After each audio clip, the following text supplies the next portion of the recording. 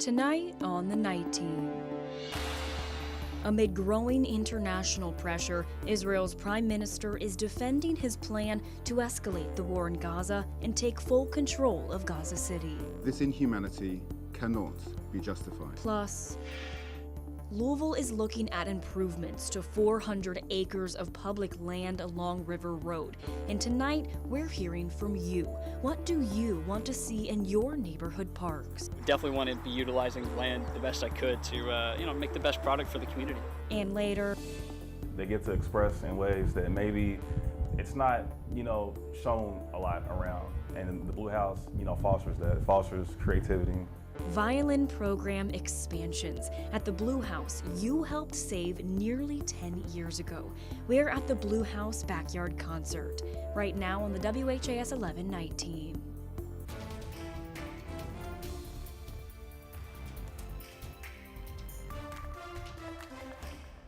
First here tonight, the Israeli Prime Minister's plans to take over Gaza City is facing international condemnation. It's our top story here on the Night Team. I'm Alex Dieterer. The United Nations Security Council is calling an emergency meeting, but Netanyahu remains defiant. ABC's Allison Cossack has the latest. Israel's Prime Minister Benjamin Netanyahu is defending his plan to take full control of Gaza City. Our goal is not to occupy Gaza. Our goal is to free Gaza, free it from Hamas terrorists. The war can end tomorrow if Gaza, or rather if Hamas lays down its arms and releases all the remaining hostages. Netanyahu reiterated Israel's goals to defeat Hamas and secure the release of the remaining hostages, both the living and the dead. The UN Security Council holding an emergency meeting. I'm extremely concerned of the prolonged conflict, the reports of atrocities and further human toll that is likely to unfold following the government of Israel's decision to expand military operations in Gaza. The Prime Minister facing mounting international pressure and growing criticism amid the dire situation in Gaza. In Gaza, children and babies are suffering from starvation. Hundreds of civilians have been killed trying to access basic food supplies. This inhumanity cannot be justified. Every day, more people are dying from malnutrition, according to the Hamas-run Gaza Health Ministry. 217 have died since the war began. Among them, 100 are children. In a statement, the director of Save the Children of the Middle East, North Africa, and Eastern Europe said, in part, "What kind of world have we built to let at least 100 children be starved to death while the food, water, and medical supplies to save them wait just miles away at a border crossing?" President Trump has become frustrated with Netanyahu's strategy and has urged him to allow more food into Gaza. The prime minister pledging to open more aid routes and insists Israel does not have a starvation policy. Now, if we had a starvation policy, no one in Gaza would have survived after 2 years of war. Allison Cossack, ABC News, New York. A man is dead and 5 others are injured, including a 5-year-old girl following a mass shooting in Baltimore Saturday. Shots were fired just before 9 last night. Officers say the 5-year-old was struck in the hand but is expected to survive. A 38-year-old man was taken to the hospital where he later died. The 4 others were injured but are expected to survive. And police say people gathered outside and were eating crab when shots unexpectedly went off. Police have not released any details about the suspect in the shooting, and a motive for the shooting remains under investigation. We have new details tonight on the Georgia man who opened fire outside the CDC headquarters on Friday. Investigators identified the suspect as Patrick Joseph White, a 30-year-old from Georgia. Police say he blamed the COVID-19 vaccine for making him sick and depressed. Officers found White shooting multiple rounds into CDC buildings. Investigators say the suspect shot and killed 33-year-old officer David Rose, who is a military veteran who joined the police force less than a year ago. He leaves behind a pregnant wife and 2 children. Police say White was found dead at the scene from a gunshot wound, which they say may have been self-inflicted. You heard the story on the news, and I just never thought that it would have been the guy right down the street. The CDC has told its employees to work remotely tomorrow. Floral tributes were left at the scene with signs thanking Officer Rose for his service and sacrifice. Destructive storms tore through parts of the Midwest Saturday, and more storms are on the way today for parts of the Midwest. In Nebraska, 80-mile winds caused trees to fall down, and at least one person was killed when a tree crushed their car. Parts of Wisconsin were hit with torrential rainfall, triggering dangerous flash flooding and shut down the state fair early. This flooding event, it's very significant. It's something that Milwaukee hasn't seen in perhaps a decade or more. The risk for more flooding continues Sunday, with a second round of storms on the way for much of these areas already recovering from Saturday's storms.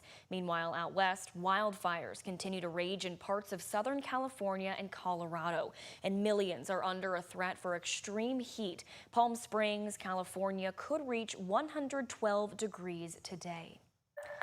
The city of Louisville wants your ideas on how to improve nearly 400 acres of public land along River Road, and that includes 6 nearby parks. Ahead of the first community meeting tomorrow night, WHAS11's Ian Hardwitt shares ideas from you on what you want to see in your neighborhood park. I feel right at home. It's like a second home from home. You can learn some new things about life. There's a lot of reasons people are hooked on Louisville's parks. That's Noah Keeter at Champion Park's disc golf course. He says, How's it going? it's a great spot for beginners. It's just one of 6 parks inside 391 acres of publicly owned land along River Road. Louisville's Office of Planning is actively seeking community input for all the areas shown in blue in this city map, looking for new hooks. A course expansion would score points with Keeter. There it is. If I had to play mayor for just a minute, I would definitely want to keep this course at least as is, if not try to make it better with even more length. A mile and a half down River Road, a great city has great open spaces. Dave Winslow enjoys the wide open spaces and walking trails at Thurman Hutchins Park. It also falls inside the city's feedback plan. You know, maybe cleaning up some of the dead tree limbs would be good. Maybe another place for people to fish would be nice. Across the road at Carrie Galbraith Cox Park, the boat ramp already sees regular use. Kalen Bendy says it still makes for a good fishing spot where he learns life lessons. Give back and have respect for the circle of life. But Bendy said it'll feel homier with some fishing pole holsters along the bank. That way, everybody won't have to be so spaced out or leaning their poles up against the post. That way, it'll be like a straight shot once you cast that. The first feedback meeting will be held here at the Lynn Family Practice Clinic from 6 to 8 on Monday, August 11th. There's also a second meeting if you can't make that one. It's further down the road towards the east at Locust Grove on August 13th. That's a Wednesday, also from 6 to 8. In Louisville, I'm Ian Hardwitt for WHAS 11 on your side. Feedback surveys are already available online. We have a link posted for you on the WHAS11.com homepage. Just look for the links mentioned article. That survey does stay open until September 19th.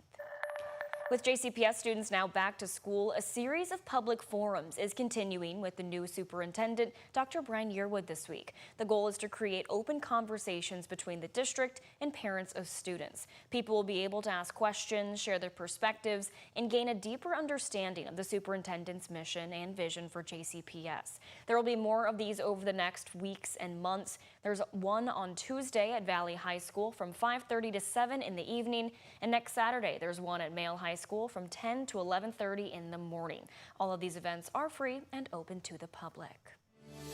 The north and southbound lanes of Hospital Curve are still closed for road work, but only for a few more hours. The work began around 8 o'clock Friday night in the left and center lanes of I-65 North, closing around 1st, Brook Street, and East Broadway.